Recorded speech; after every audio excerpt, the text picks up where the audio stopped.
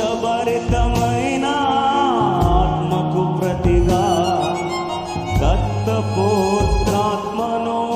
ఇచ్చిన నా తండ్రి, ఏకైక పుత్రుని నాకై వెనుదీయని నీ ప్రేమ మరచి భయముందుదునా.